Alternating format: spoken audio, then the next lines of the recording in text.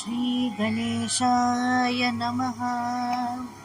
मनावासना दुष्टकामा नये रे, मना सर्वथा पाप बुद्धी नको रे, मना सर्वदा नीती सोडू नको हो, मना अंतरी सार विचार राहो। जय जय रघुवीर समर्थ। प्रत्येक मनुष्याच्या क्रिया या 3 प्रकारच्या असतात, कायिक, वाचिक आणि मानसिक। कित्येक क्रिया आपण शरीराने करीत नसलो तरी मनाने करतो। तेव्हा आपल्या कोणत्याही क्रियांबद्दल थोडं निरीक्षण केलं तर लक्षात येतं की आधी मनात इच्छा तयार होते आणि त्याच्यानंतर शरीराकडून कृती केली जाते। म्हणून समर्थांनी या श्लोकामध्ये फार महत्त्वाचा आणि मोलाचा संदेश आपल्याला दिला आहे।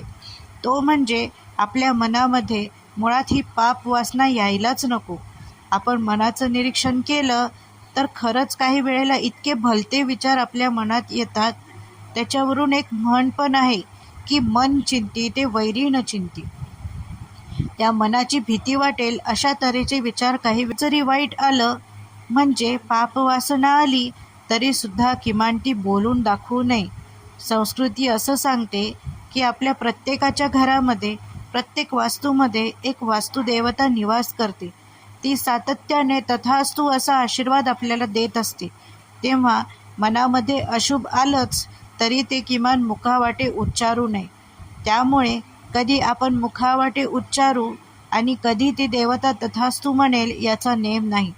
पूर्वीच्या काळी पंक्ती बसवल्या जायच्या आणि त्याच्यामध्ये एखादा लहान मुलगा समजा भाजी वाढत गेला आणि समजा त्याच्या पातेल्यातली भाजी संपली, शेवटच्या माणसाने भाजी मागितली तर ते पोर पटकन म्हणायचं, अहो भाजी संपली आहे काका? तर घरातली म्हातारी माणसं म्हणत, भाजी संपली म्हणू नकोस, कारण संपली म्हटलास तर वास्तुदेवता तथास्तु म्हणेल, भाजी आहे, फक्त तुझ्याकडची संपली आहे, मी आणतो असं म्हणायचं। म्हणजे बोलण्यामध्ये सुद्धा संतांनी सातत्याने सकारात्मक विचार दिलाय। तेव्हा मुळात पापवासना येऊ नये, परंतु पापवासना आली की मग ती पूर्ण करण्यासाठी तशी पापबुद्धी तयार होते। म्हणून मना ही पापवासना नको, मना सर्वथा पापबुद्धी नको रे। आपलं जीवन जगताना आपण धर्म, न्याय, नीती याचा सातत्याने विचार केला पाहिजे। मना सर्वथा नीती सोडू नको हो। या ठिकाणी एक पाठभेद असा आहे की काही वेळेला काही माणसं म्हणतात, मना धर्मता नीती सोडू नको हो। ठीक आहे, अर्थामध्ये त्याचा फारसा फरक पडत नाही, पण तरीसुद्धा धर्म, न्याय, नीती याबद्दलची माहिती घेण्याबद्दलचं ज्ञान घे आणि आपलं वर्तन त्याच्याशी जोडून बघायचा प्रयत्न कर। अर्थात शेवटच्या चरणामध्ये समर्थ फार मोलाचा आणखीन एक संदेश देतात, ते म्हणजे मना अंतरी सार विचार राहो। याचा अर्थ असा की ठीक आहे, मला अशी काही थिल्लर नाटकं बघण्याची इच्छा निर्माण झाली, ती माझ्या मनामध्ये पापवासना आहे, ठीक आहे, मी ती येऊ दिली नाही किंवा मी ती काढून टाकली। मग त्या कुठल्या तरी थिल्लर फालतू नाटक सिनेमाला जाण्यासाठी कुठून तरी पैसे मिळवायचे होते, म्हणून माझ्या मनामध्ये पापबुद्धीही आली होती की कुठून कसे पैसे मिळवू। ठीक आहे, ती पण टाकून दिली। मग आता मला धर्म, न्याय, नीती काय सांगते?